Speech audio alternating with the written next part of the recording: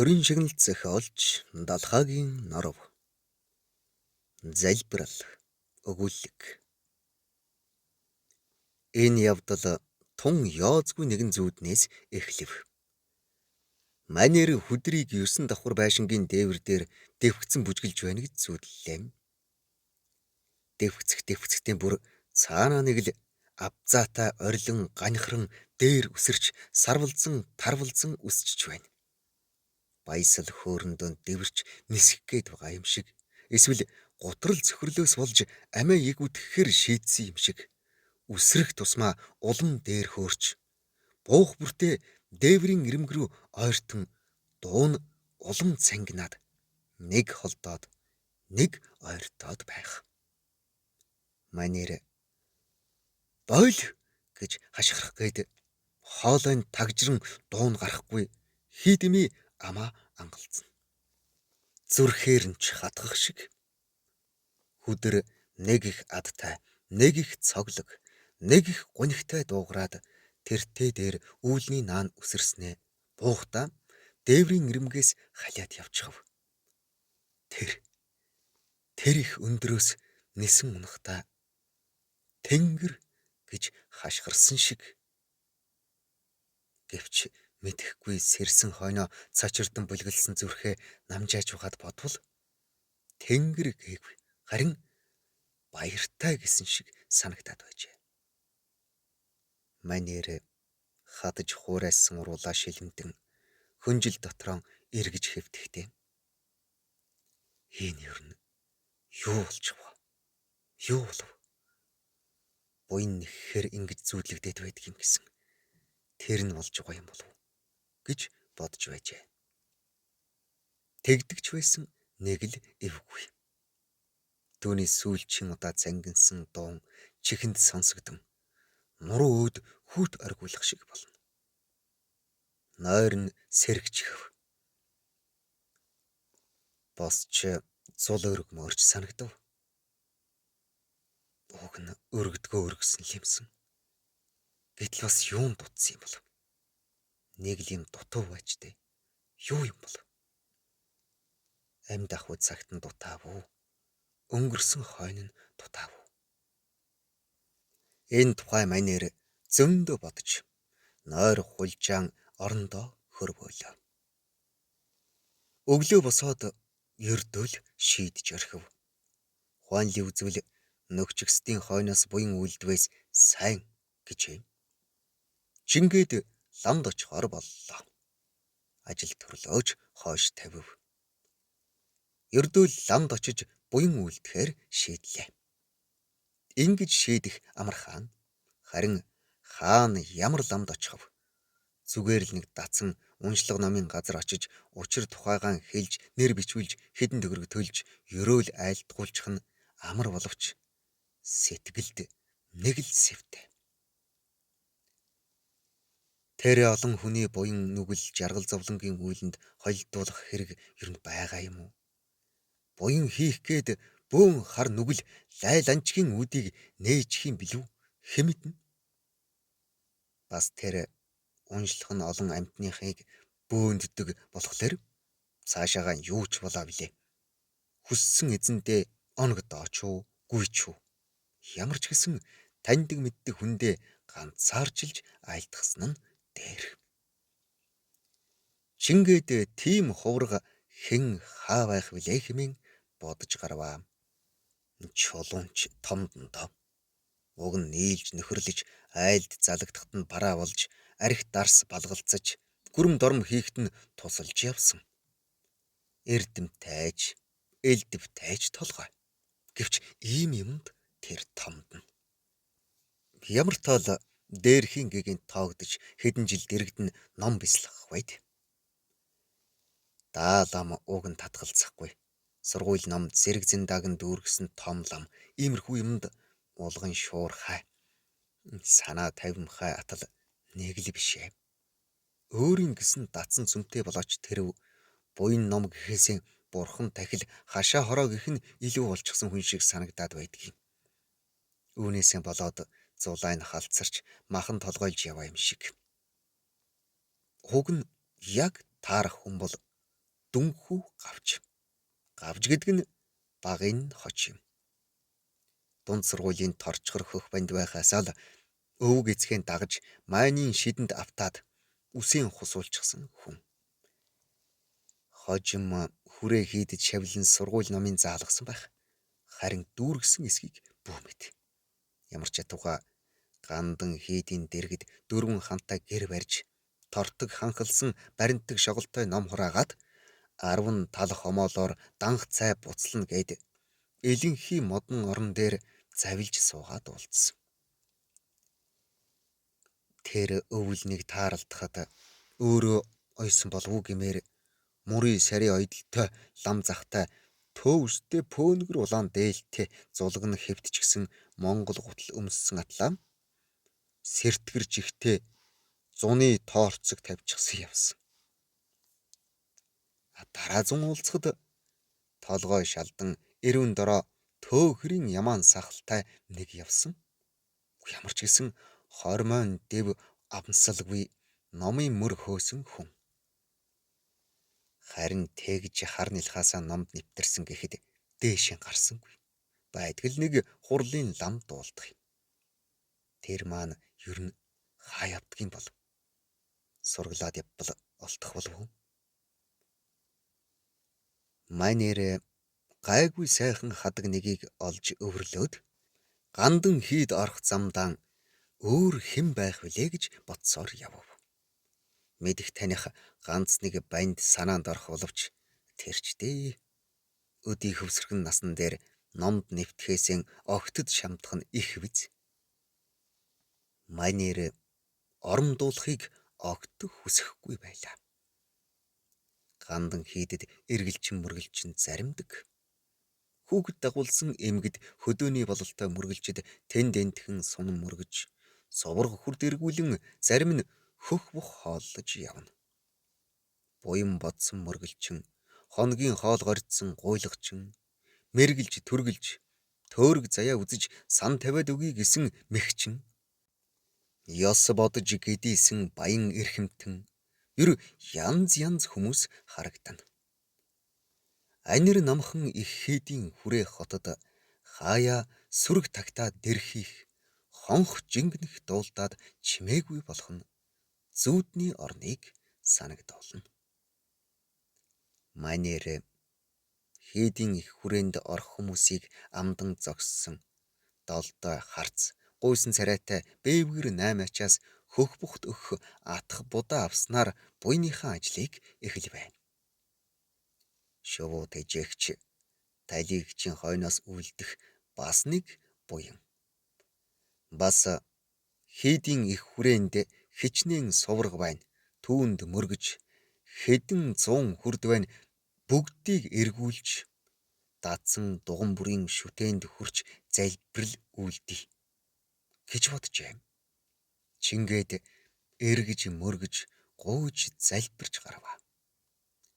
Угаас сүжиг сэтгэл буурай. Мөргөл залбирал төдийлөн үлдэж яваагүй тул бусдыг харж дуурайн чадах хэрээрээ мөргөв. Мөргөх шүтээнд нь мөргөж, өргөх шүтээнд нь өргөв. Задгай дүү хэдэн төгрөгөнд дуусгаад сүүлдээ бүхэлдүү мөнгө өгдөг болваа. Нэгэнтэл буян нэхэж байгаа талигчдаа гэж яваа хойно хармын сэтгэлээр яах вэ хэмээн шийджээ. Харин нэг л мөргөлийг жаахан долимгхан хийж хүдээ гэж сүүлд нь бодож билээ. Тэр бол гол дугнын үүдэнд сунж мөргөх мөргөл байв. Энэ нь эхлэхээсээ нэг жаахан тиймхэн болжээ. Мөргөлчингүй нэг сунж мөргөх вандангийн дэргэд очиод тавир өмднийхөө өвдгөөс дээш нь ихэд татан байж өвдөглөн сөхрөхтөө бие барьсан дэрдгэр пальто тэргүүт хувцсан ийм мөргөхөд огтхонч зохилдоогүйг анзааран эвгүцв. Тэгээд мөлий чиглаасан вандан дээр гарг улгуулах 2 хэсэг цэмбийг өөртөө ойртуулснаа хэдэн удаа сунж мөргөх учиртайг мэдэхгүйгийн сая санджээ. Баруун тийш харвал энгэр тохойн гэлайсан хүрэн дээлтэй эмгэн нүдээ тас анж, хөглөг умгар уруулаан хөдөлгөн сунж босч байна. Манер түүнийг баахан ажилласнаа. Нэг өндийнх завдааг нь ашиглан "Эмээ, хэд мөргөвл болдгийм бэ?" гэж асуув. Цаадах нүдээ аниастай хоёр хар гараан зулай дээрээ хавсран залбирах зуураа. "Зоо" гэж дуугарч байв. Манер эмгний атхар бие өргөн мандан дээр хэрхэн сунан унж, хар хумстай махир тахир гарна хэрхэн урагш маажин тэмүүлвч урт мандангийн дөнгөж дунд чинээнд хүрч байгааг ажигласнаа. Жинхнээсээ сүсэлж мөргөнө гэж үүнийг л хэлэх байх та. Энэ эмгэн 100 мөргөх хэрэгтэй биз. Би ч 100 юу юм бэ? Талигаачийн насны тоогоор л мөргөчихье гэж бодоод мөргөж гарваа. Сунж мөргөхөд пальтон шилэн хүзүүн дээр гарч ирээд өвдөг дээрэн өндийж залбирахад доош хүлхийж буух нь эвгүй санагдаад нэг л хачаа. Тэгтэл ядаж байхад зүүн тийш хальт харвал учиргүй нэвсгэр булганч гэжтэй тарвганы арсаар хийсэн хуурамч булгахыг манер сор будгаар нь анзаарчээ. Тийм дээлтэм жигтэйхэн далбгар сарвчтай малгай доороос буржгар ус сэрсийлгсэн нэг мантахар улаан хүүхэн манерийг хараад залбирхаа мартан сөхрөө суучихсан. Дарвайлган будсан хүрэн уруулаа таталтуулан инээдэн барьж ядаж байхыг үзээд мөнөөх бодож санан залбирч байсан юмч орон гарах болж өөрийгөө ямар харагдаж байгааг бодсоор байтал мөргөлийн тоо гүйцэх нь тэр. Тэндээс босч явахдаа манер ямар хувцастай ирэхэн урьдаас бодоогүй. Бас чухал мөргөлийн үед сэтгэл хоёрдуулан өөр тийш харсан өөрийгөө хамгийн гол нь хүн шоолж хамаг залбирал гутаасан тэр бүдүүлэг эхнэрийг дотроо харав. Энэ заваан амтны мөргөл нь хүртэл нүгэл хураах байх шүү гэж бодов. Тэгснэ.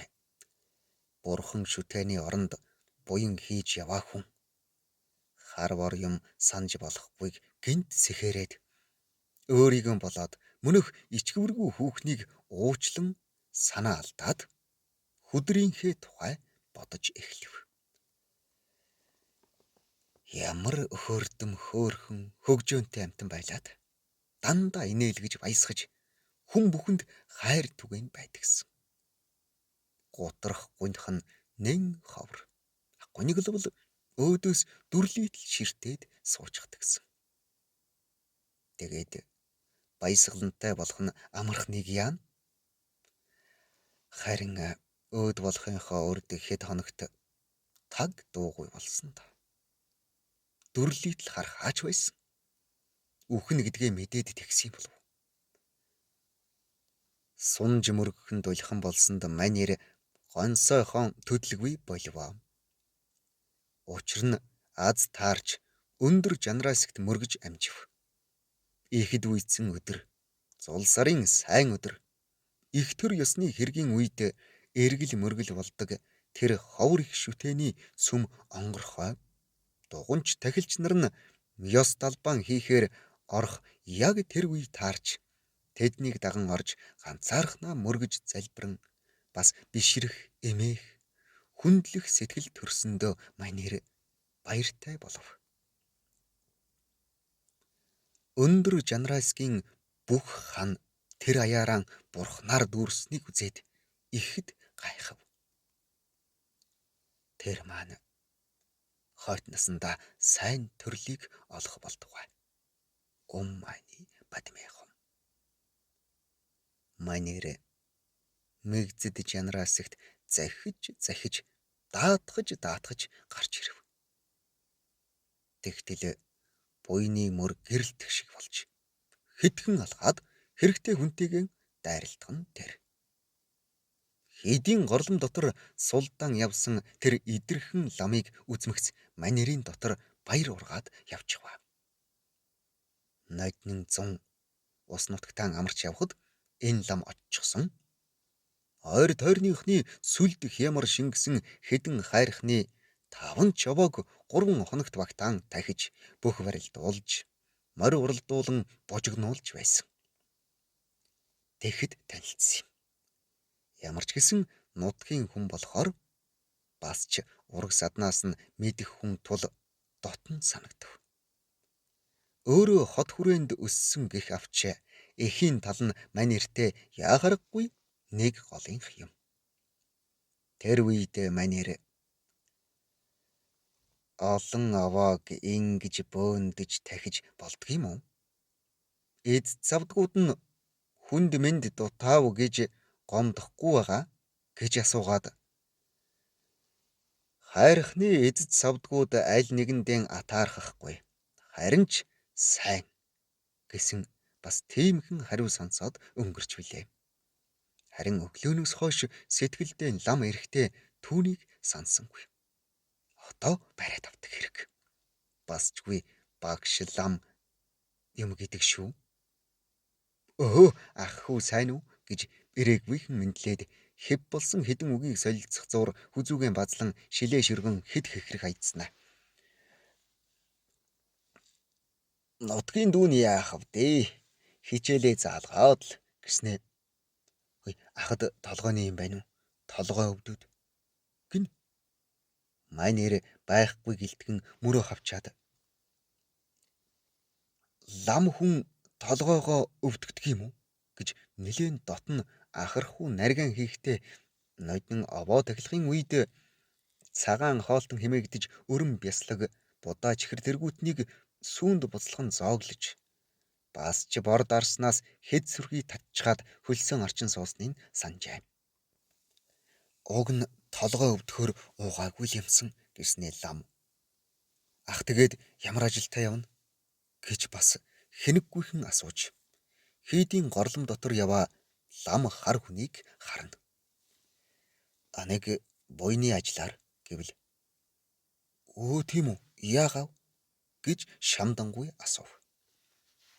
Нэг талигаачийн хойноос буян үйлдэх болоод ёс номыг мэдэхгүй учраа олохгүй явлаа гэвэл сүрхий зовнингуй болж өө зайлвал тэгвэл би туслаад өгье л дөө. Яамаар байна гин зүүдлэгдээд болдгоо. Буян нэххээр л тэгдэг гэвчтэй. Харин яамаар юм гэвэл лам эрхэн гарган шүвтрах зуур бяцхан эргцүүлснэ. Тийм үү. Ийшлийтэй хоёулаа. Гэсээр мань нэрийг нэг хідэн сэлдэн ширээ сандал баахан шогол намтай өрөөнд оруулж суулгаад өөрөн жинтүү зөөлөвчтэй сандал тухалж өврийн судар бяцхан хайрцагтай хэрэгсэл зэрэгэн өмнөө тавив. Чингээд эрхэн хэд гүйлгэснээ мань нэрийн төрсөн жил сарыг асуув. Бас нэр нь хэн билээ тэр хөөрхийн гэлээ. Хүдэр. Талигч хизээ өнгөрөв. 2 сар болж байна. Би ямар жилтэй байсан юм бэ? Хулгана. Хулган жил. Хэдэн оны хулган жилв? Саяхны бага. 13-ны жил нь орж байжээ. Яг тийм. Хөөрхий хар нэлхаараа амтан байж хэмээн царай нь улам зовнингуй болоод өврийн судраа нээн хэд эргүүлж юм хараад бас эрхэн таслаж тоолж байснаа. Та нэг 2 тоо хэлдэ гэв. Юу? Санаанд орсон 2 тоо хэлээ. Ямар ч хамаагүй. Мань эр хэлв. Лам тэднийг цаасан дээр бичиж тус тусад нь дөрвөлжин хүрээ хийгээд дээгүр нь сараач нь дарж нилээд суув. Тэгээд эрхэн бас нэг гүйлгэж тоолоод ах танд жаахан таагүй юм байна. Тэгтээ хэдэн ном уншуулж засал хийлгээд зүгээрээ гэв. Ямар ном? Би бичээд өгье. Та очоод уншлагад бичүүлээд хуралд айлтгачих. Тэгэх үү? Ах нь уг нь чамаар л бүгдийг хийлгчмээр байсан ч адилхан да. Ном засал нь нэг юм чинь. Тэр олныхтай холихчтэй Тэгээд чи ганцааранд нь бас өөрийн хүнээр л ихээлгмээр байна. За яах вэ? Тэгж байгаа бол би уншаад өгье хаа. Нутгийн ахтай татгалзвал эвгүй юм болно. Уг нь чи ялгаагүй л дээ. Энэ ч нухтаа хий зай үүсгэж сэтгэл засчил байгаа юм шүү дээ. Яах вэ? Дүүн хийгээлгүй. Танаа тэлэгч даанч хар нэлхаараа юм хөөрхий. Насны хэмжил ягаачгүй байж. Алтан савыг нээлгэхэд юу гэж бов? Амьтны тусыг л бүтээж байвал хинч яах вэ? Одоо ямар буцаагаад босгоод ирнэ гэж байх биш. Хойд мөрийг шулуутгаж өгвөл бидний чадах юм л тэр. Уншлах засал үд хэвэйлгэж дуусав. Гэртээ харж эдээ будаа зэхэж ирэхээс эхлээд бас нэлээд төв хийв. Гэвч буйны ажил өндөрлөхөд манерийн сэтгэлч амарлаа. Чингээд мөнөөх ламын номын өрөөнөөс гарч явахдаа гинт санж дүнхүү гавж хочтон сургалбал харин лам нэлээд цочхмайгтай болж та танд гим үү? Ловонгуудаа гэв. 10 жилд хамт сурч байсан юм. Одоо ловон гээч нь болсон хэрэггүй. Болохоор барахуудаа биднийг ганц юу гэж ганц айлгадаг багш. Дүнхүү юу даа? Айлгахаар барах уу? Манай томчул ер нь том баггүй жиирхэн шүү. Ястай л дүнхүү царайлж байгаад баллаж мэдэх толгой шүү. Тийм үү? Тийм шүү. Тэгээ тэр яадаг юм? Ном хэлэлцвэл гарт туулж сална. Үг хэлцвэл мадлаж байж явуулна.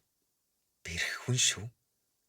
Манайхан хамбаг эсгүйгээсээ эхлээд л цөм айдаг юм. Тийм би.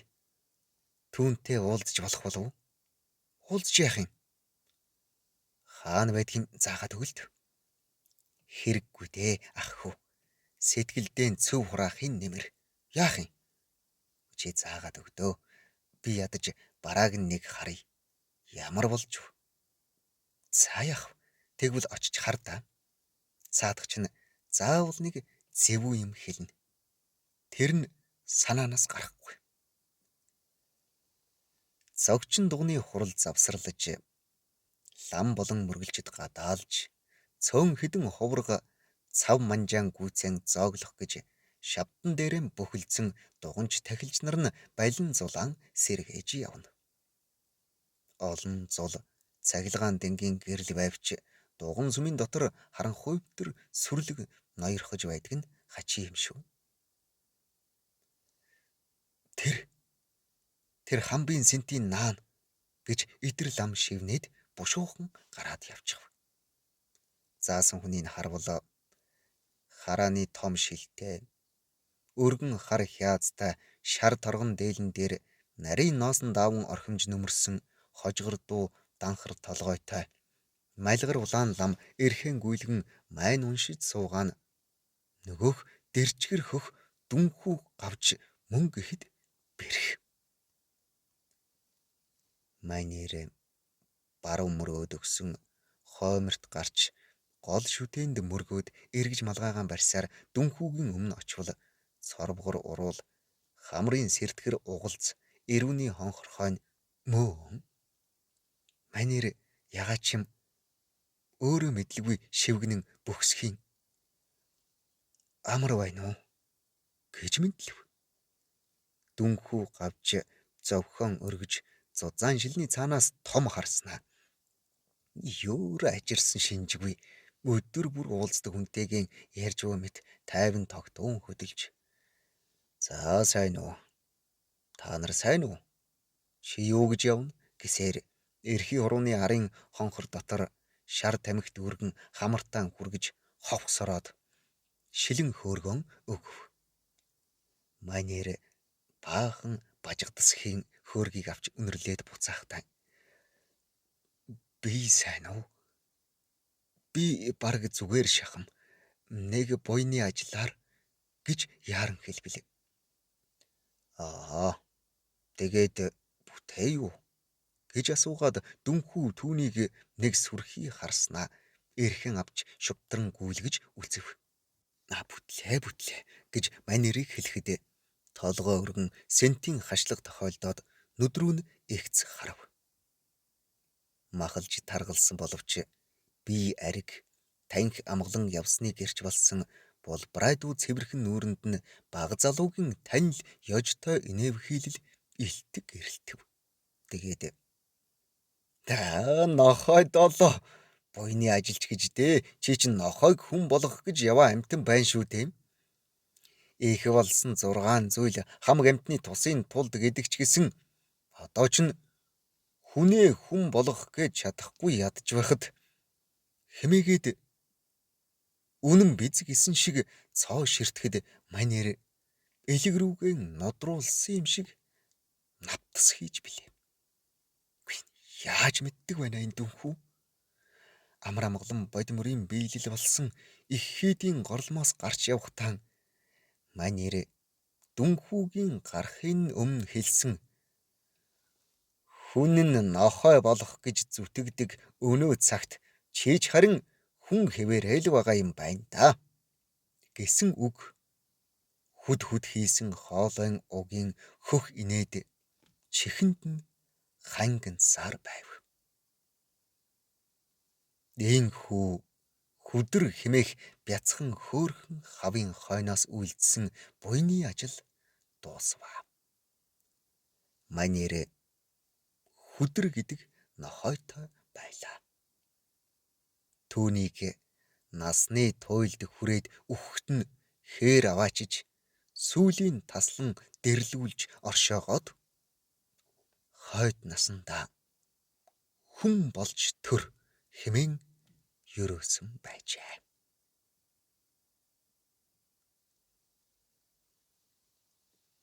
Зохиолч төрийн шагналт Далхаагийн Норов. Уншсан Эрхэнбаярын Батторч.